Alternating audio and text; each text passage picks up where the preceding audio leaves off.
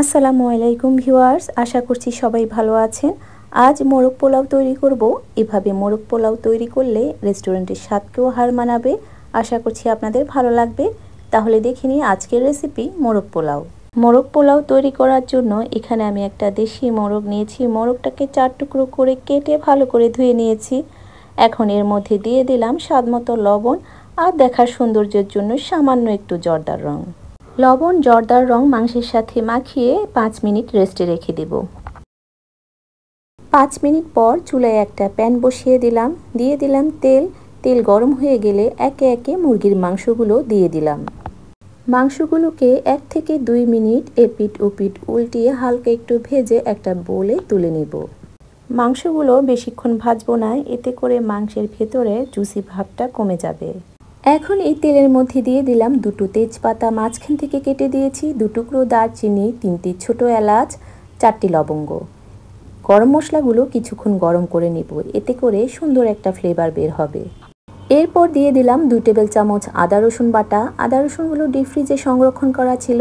আদা রসুনগুলোকে গলিয়ে কিছুক্ষণ কষিয়ে নেব। আদা রসুন কষিয়ে নেওয়ার পর যখন কাঁচা গন্ধ চলে যাবে তখন দিয়ে দিলাম 8-10টি গোটা কাঁচামরিচ।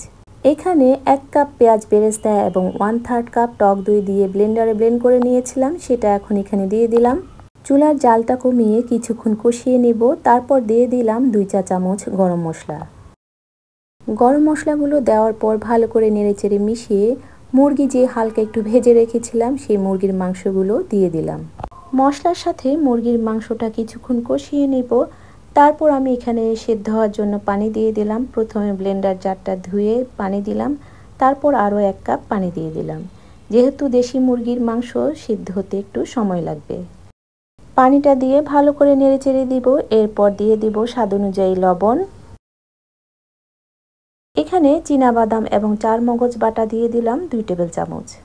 বাদাম দেওয়ার পর কিছুক্ষণ পর পর নেড়ে দিব, তা না হলে তলানিতে লেগে যাবে। এরপর দিয়ে দিলাম 2 টেবিল চামচ গুঁড়ো দুধ। দুধ দেওয়ার পর নেড়ে চেড়ে দিব, তা না হলে দলা পেকে যাবে। মুরগির মাংসটা সিদ্ধ হতে 20 থেকে 30 মিনিটের মতো সময় লাগবে। ততক্ষণে আমি এখানে 3 কাপ পোলাও চাল ভালো করে ধুয়ে পানি দিয়ে ভিজিয়ে রেখেছি। 30 মিনিট পর মাংস খুব ভালোভাবে সিদ্ধ হয়ে গেছে এবং ঝোলও ঘন হয়ে গেছে। এখানে 4টি ডিম আগে থেকে সিদ্ধ করে চামড়া ছিলে রেখেছিলাম, সেই সেদ্ধ ডিমগুলো দিয়ে দিলাম। সিদ্ধ ডিমগুলো দেওয়ার পর 1 থেকে 2 মিনিট জাল করে হাঁড়িটা আমি নামিয়ে নিব। এবার পোলাও রান্না করার জন্য চুলায় আরেকটা হাঁড়ি বসিয়ে দিলাম, দিয়ে দিলাম তেল। তেল গরম হয়ে গেলে 1টি তেজপাতা, 1 টুকরো দারচিনি, 2টো এলাচ, 3টি লবঙ্গ দিয়ে দিলাম। গরম মশলাগুলো কিছুক্ষণ গরম করে নিব। এরপর দিয়ে দিলাম 2 টেবিল চামচ পেঁয়াজ কুচি। পেঁয়াজ কুচি হালকা একটু ভেজে নিব। যখন পেঁয়াজ একটু নরম হয়ে যাবে তখন দিয়ে দিলাম 1/2 চা চামচ রসুন বাটা, 1/2 চা চামচ আদা বাটা।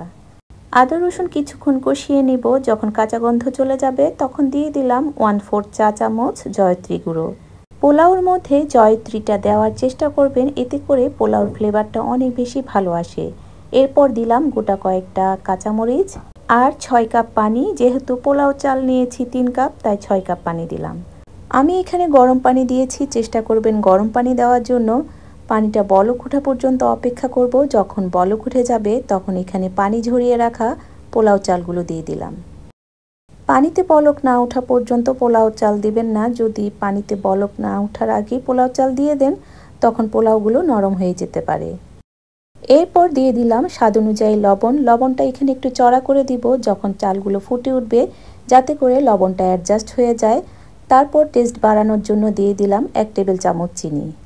লবণ চিনি নেড়েচেড়ে মিশিয়ে নেব এবং পানিটা একটু টেনে যাওয়া পর্যন্ত অপেক্ষা করব। যখন পানি এরকম গায়ে গায়ে লেগে যাবে, মানে চালগুলো আর নাড়া দিলে পানি দেখা যাবে না, তখন দিয়ে দিব 1 চা চামচ গোলাপ জল। গোলাপ জলটা দেওয়ার পর নেড়েচেড়ে দিব। এরপর উপর থেকে ছড়িয়ে দিলাম পেঁয়াজ বেরেস্তা আর দিয়ে দিব মুরগির মাংস, যে রান্না করে রেখেছিলাম সেই মুরগির মাংস। এখন ঢাকনা দিয়ে দমে বসিয়ে দিব 15 মিনিটের জন্য। হাঁড়িতে একটা তাওয়ার উপরে পানি দিয়ে বসিয়ে দিয়েছি। 15 মিনিট পর ঢাকনাটা তুলে নেব। মোরগ পোলাও হয়ে গেছে, এখন আমি পরিবেশন করে নেব।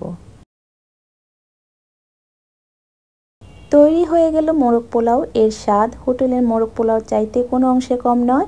ভালো লাগলে রেসিপিটি ট্রাই করবেন এবং আমার ভিডিওটিতে লাইক দিয়ে শেয়ার করে দেবেন আর আমার চ্যানেলটিকে সাবস্ক্রাইব করবেন। সবাইকে অসংখ্য ধন্যবাদ। আল্লাহ হাফেজ।